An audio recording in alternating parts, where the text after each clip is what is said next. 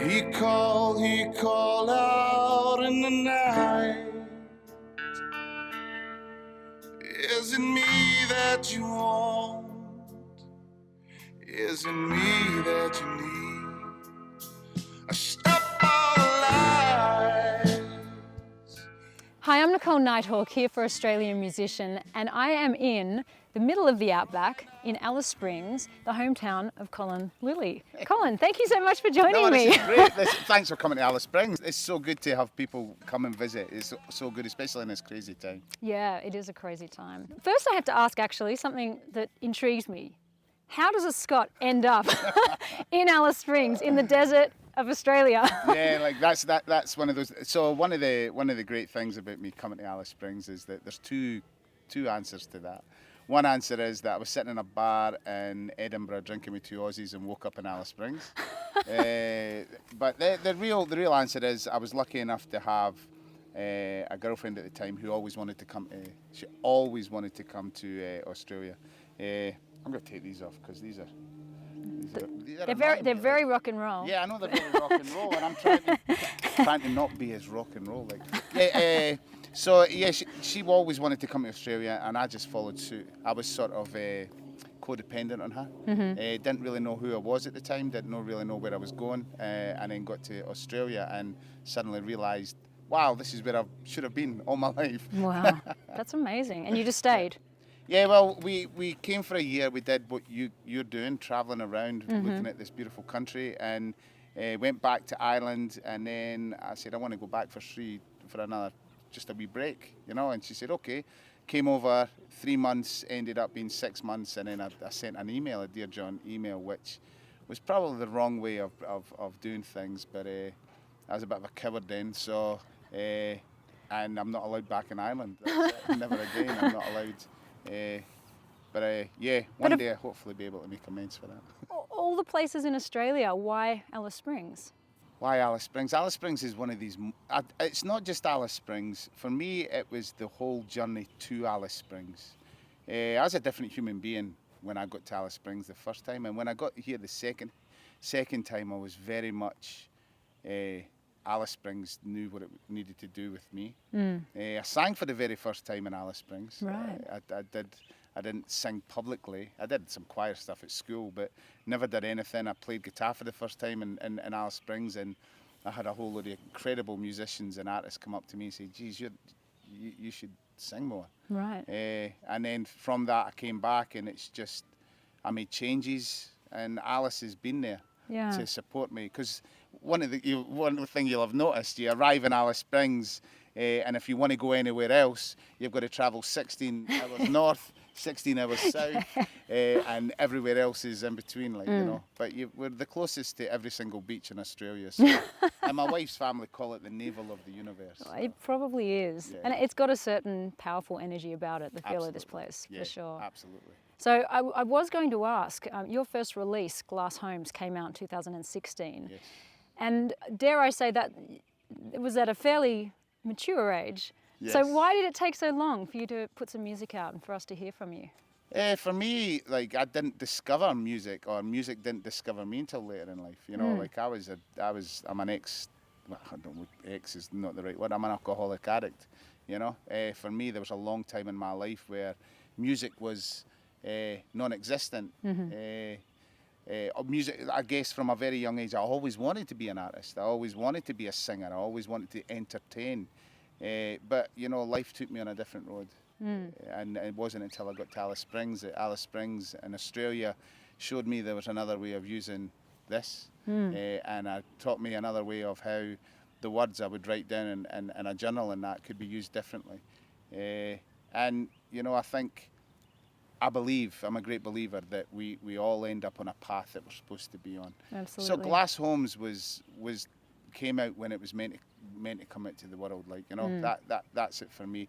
And without dwelling on what went on in the past so much, you know, it's the point of moving on in the future, and I think that's the magic that is what I've been given here, you know. Yeah, absolutely. So, you know, in that space of 5 years, you've won awards, you've worked with some great producers, you've had music in feature films, you've toured with some amazing artists Yes. like Diesel, and Yeah. like, can you give me? There's probably so many of your favorite moments, but can you give me one kind of defining moment that really stands out to you?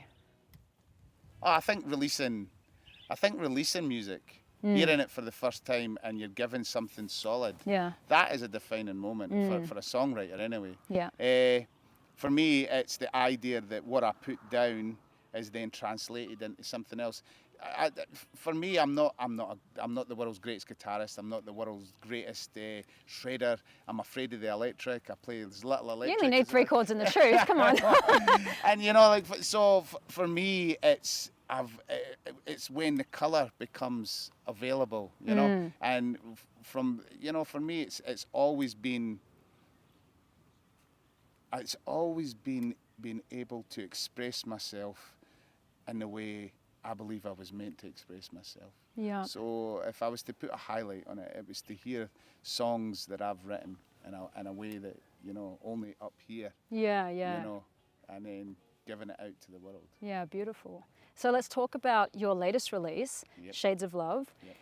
When I listen to that, it's such a deep, thoughtful, personal journey of songs, that whole album.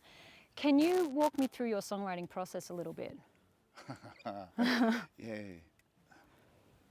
I guess songwriting for me has always been the word. The word is something, because for a long time I was afraid to express words. I didn't know how to express words. Words for me were those of others. And, for me, the process is that I'll begin writing. I'm lucky, as you can see, we've got space, and if I'm ever away, it's always space that allows me the time for my brain to suddenly go, oh, we're out in the space again, let's start writing. So I love traveling. That's why I love touring. I always write better when I'm touring. Right. I'm always on I'm always in the process of coming up with sentences, lines. I might be on the phone to somebody. So for me, it's always taking a line and then boom, stepping away and going, well, what am I getting from that? Yeah. Sometimes melodies come before the lyrics, and I find it more difficult to put the lyrics to melodies, melodies to the lyrics. It's always easier to put lyrics to the melodies, to work through and then come up with a melody. Yeah. Now and again, some magic happens, and a melody comes that you just go, wow, what am I going to do with that? Like, holy moly. And then the words just come. So I guess my process is making it as simple as possible, and then finding the right people who bring the right shades to the song. Do you ever feel, very vulnerable going into that place where you have to go so deep, and you have to be pretty naked, and then you have to put that out to the world and be okay with letting people hear that? Yeah, I guess for me, fear is such a controller for me. It's always been a controller for me. And that goes back to why it's taken me so long to present songs to the world, fear. But I have been taught, and I have been shown that is a great thing to have, because with that comes bravery. Knowing that you're full of fear, and when you are digging in, and I've had all those crazy thoughts there's so many artists have, is like, oh, well, I better not write that song because somebody might think, oh, why have you written that? Is that about me or whatever? And I've went through all those different processes on what other people might think, and because that's the way it's a beast in my brain, is that but I've got to the point now where it's like fuck it, let's just get on with it. And That's be great. Brave, That's great. Commendable. You've got to be brave. Yeah. Yeah. So your new album, it's really diverse, is what I noticed about it, and I connected deeply with a lot of the songs on it. Thank you. Was that a conscious decision on a production front to make it so diverse and such different sounds, or was it just basically the nature of the songs as they came out when they were written? Well, when I first met Jamie Travaskis, the producer, he and I, we had lunch, and we talked, and we just found it similar ideas and sounds and stuff that we were keen on, and how I basically wanted to approach the album with a sort of Lynch feel to it, David Lynch feel to it, with an idea of it having elements of Nick Cave and elements of of weights in it. Like, Definitely got a bit of a Nick Yeah. Cave vibe at times. Bit of a Lennon Code vibe at times. And we were basically looking and delving into those ideas and looking at it. And then Jamie said, "Yeah, let's do this." He saw a little video of me performing with just a guitar, and he went, "Yeah, you've got a lot of attitude when you perform." And I went, "Have I?" and so Jamie was a big pusher of a lot of the sonic colour that he was bringing in. Whereas I would take the song, and it's taken a while to get this album out. Like we began recording in 2017. Yeah. We did the first song we did on the album was "Lonely Queens," which we basically did a B-side, which we came up with this gospel song called "The Ballad of Eve," and like it didn't fit with the album, but it's a beautiful song, like that one day might get heard by the world. I don't know. Yeah, right. But we did this because we were going to do a vinyl one A and B side thing. We just Cool. thought we'd be trendy a bit. Yeah. Let's be trendy. And I was going, okay, let's do it. And we just basically started delving into those sounds. I had done a demo which was a lot more rockier, but he started looking. He said, "Colin, there's a beautiful thing about space that allows your voice to travel." Yeah. And he started teaching me a lot more about space and a lot more about how certain instruments and certain tones can allow the bravery of the voice and the instruments, the other artists, to shine through. So I think that's what was a beautiful thing with Jamie, was that he was showing so much of the ideas and how we connected when we had our first meeting. Yeah, and I think it brings through that raw energy and power of the songs. So, yeah, look, I struggle actually to pick a favourite song on the album. Do you have something that's particularly meaningful to you, song-wise? On the album, I guess there's two songs that I really do have a love for. I think West Wind has got there's a real connection for me, because that originated from from a dreaming story that my lumbra, my mother-in-law. I love that song, by the way. She told me the story about there's a whirlwind. Like every time I've gone out to Yuendamu and I've gone out to visit my wife's family and that, you sometimes get 4 or 5 giant little whirlwinds coming through, and I go, "What's the story behind them?" Because they've got stories for everything. There's stories for everything. You're right. And I got told that was a man who was chasing after his love. And like, there was a bit of darkness in it, and I went, and then I was thinking, I was hearing, like, there's so many stories you hear around here, and I went, "Oh, let's reverse that, let's reverse that and make the wind the female." Right. Yeah. Because like men have taken advantage so much of the women, and like I've been guilty of it in the past, and we take advantage of who we love and who we care for, and we can disrespect and be uncaring. And so that song for me has a lot of meaning, because it's a way of me acknowledging that there's a time coming where the feminine's going to be just as angry as the masculine, and it's I just love the production. It's definitely got the desert. It's definitely got that spaghetti western feel to it. Yeah. I just love it. And then I really do love Child Again, the last song on the album. That song for me is just, I observed my niece behaving badly and taking a tantrum, and she could take a tantrum.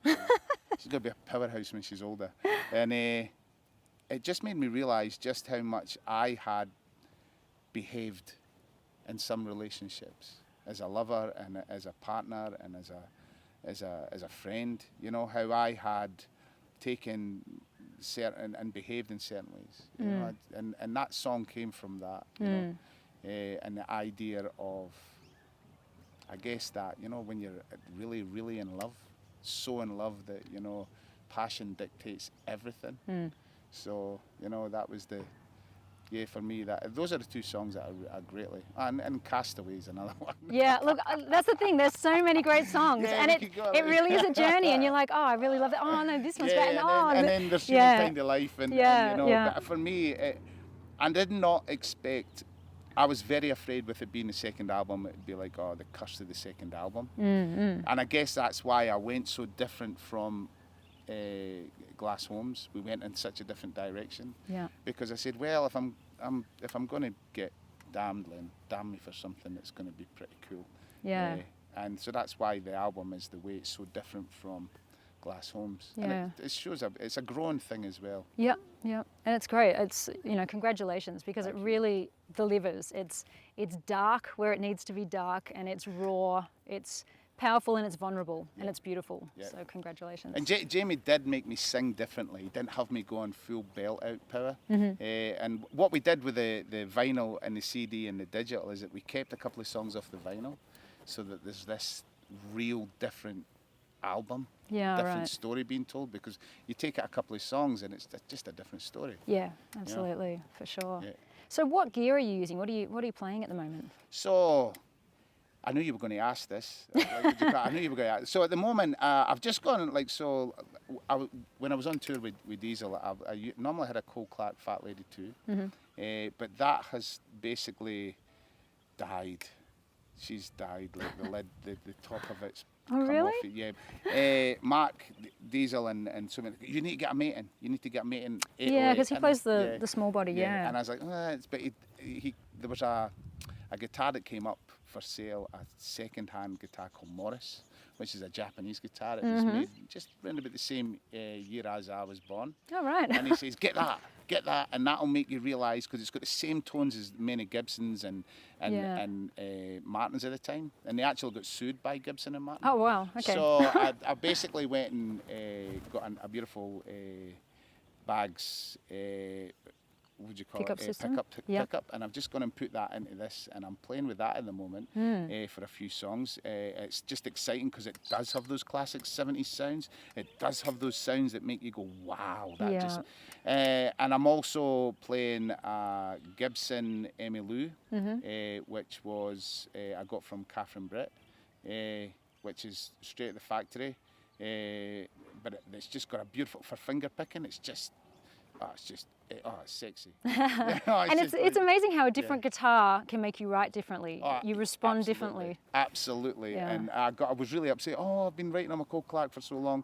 But then, times change. You know, there's a reason things happen. Yeah. If we're going to look at the deeper sense of life and that. Yeah. But and then electric-wise, I've got a Strat, Mexican, 2005. Yeah. Which is great. And then I've got my, I sort of stole it for Jamie. I've got this Craftsman. So we've got to watch out for you.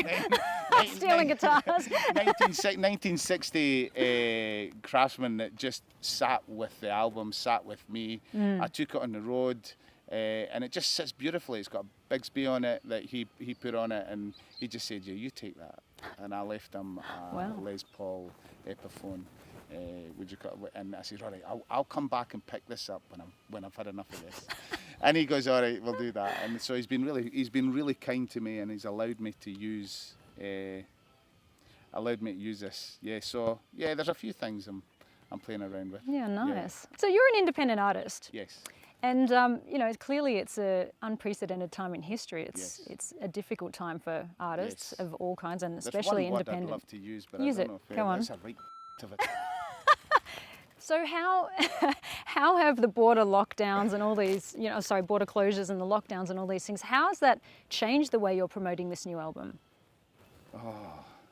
Yeah, that's the thing.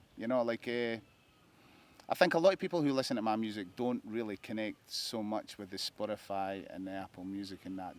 They are the lovers of music. They want a physical thing in their hand. They want the vinyl. They want the CD. They want the live performance. So I think for me it's about trying to re-educate those people who love what I'm doing into getting the digital. Because, Spotify has really changed the game completely in every way, in every shape and form. And and it's not just the money side of it. Like it's even how people listen to music. The album is no longer an album. It's 2 or 3 favorite songs in the album, and then that's it. So people are producing more EPs. They're producing an EP, and then they're taking an EP and then making an album out of that and promoting it. Which is kind of sad, because I'm old school and I like an album, and listening to your album, for instance, I love the journey of the album, which a lot of people don't get anymore because it's just single here, single there. And it's like the story is not there anymore, which is real sad. The sad part is that you have to learn new ways of telling a story, short and quick. And it's like I'm not really a great short and quick kind of storyteller. I'm trying to learn that, but I guess that's for other people, like, you know. So for me, it's just about trying to promote it on the social media as much as I can. Social media is brilliant in one respect, like, you know, especially when you can't be connected. I struggle with the online performances because I don't think you come across as well. I think it's hard when there's nothing to connect to. You're just like playing to a screen and you don't have that feedback, that flow going on. So I think it would work if you, like, if you're not so locked down and that you're not so that you can have a small audience in a smaller venue and do it that way, which then you're still doing part of that, which I think is probably the way it's going to go in many respects.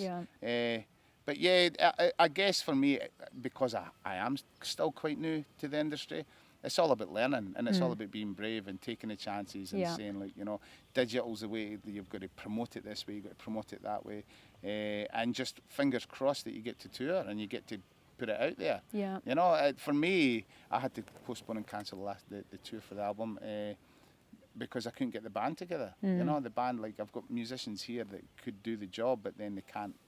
It's frustrating. So so I'm at the moment I'm trying to find a way of creating a solo show, which then I can just add this, that, and the other. You know, along the way, if there's somebody that I've got a connection with, or you want to play some electric on it, great, magic.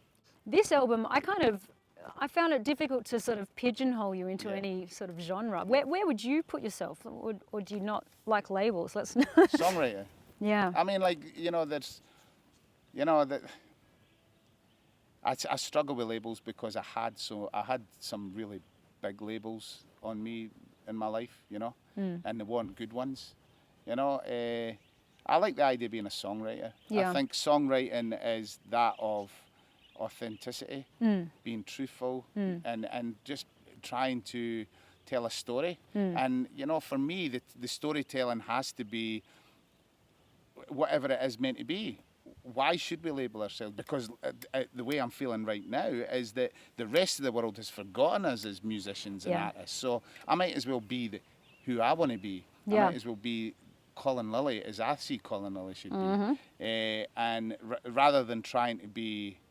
I think if anybody was to ask me, who do you think you are? It's like Colin Lillie, that's it. You know, why would I want to be anything else? It's taken me this bloody long to get to this point. I might as well stick to trying to be the best I can be at this. For sure. And if that means I do a country album, and then if it means I do a blues rock album, if I do something else, who cares?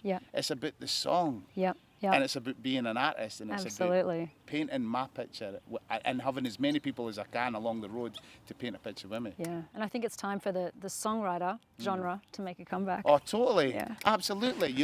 We go looking on Spotify, like, songwriters, and it's, you know, and for a lot of the time at the moment, we're getting a lot of the 70s and the 80s songwriting coming back, like, you know, that idea of storytelling.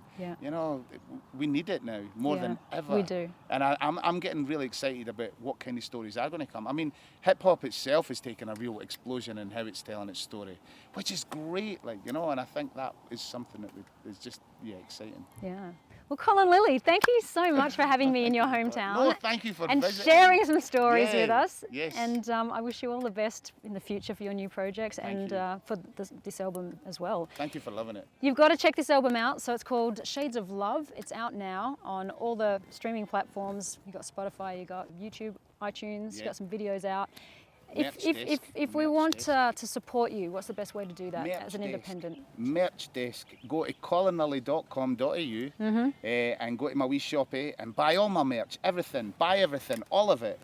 One person could do it because that's how much merch I've got. But no, I'm only kidding, like, you know. There's t-shirts, there's little bags, there's CDs, there's vinyl, please. And can I just say, not just for me, but if you can do that for all the people you love and care about with it, you know, that's the thing, like, you know. For me, that's important, like, you know, it's about... And I want to just say a big thank you to the organisations like Support Act, who have been getting grants and trying to get out there and helping all the music industry. And also an organisation that I'm part of called Tough Minds, which is an app you can get, and it helps you with all the different things that if you're suffering from depression, anxiety, suicide, like, just to notice those little signs, you know. Thank you so much, Colin, and thank you very much to Windigari Park for letting us use their venue to film this today. And thank you, Alice Springs, for having us and for creating this amazing artist. Well, you created yourself, but... No, Alice had a lot to do with it. Stop all you want,